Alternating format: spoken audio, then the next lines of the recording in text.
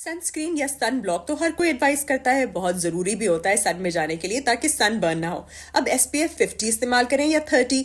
50 और 30 में सिर्फ इतना फर्क है कि 50 जो है वो 98% प्रोटेक्शन देता है और 30 जो है वो 97 प्रोटेक्शन देता है, 97%। तो अगर आप 50 लगाते हैं तो आप 50 मिनट्स तक सन में खड़े हो सकते हैं और आपका बर्न नहीं होगा, लेकिन इसका ये मतलब नहीं कि आप खड़े ही हो जाएं।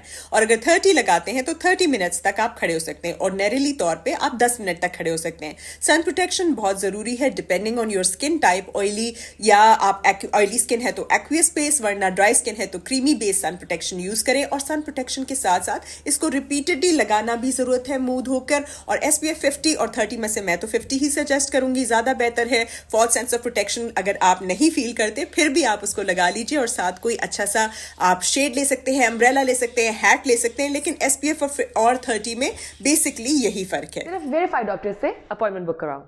ओला डॉक, डॉक्टर का अपॉइंटमेंट आसानी से।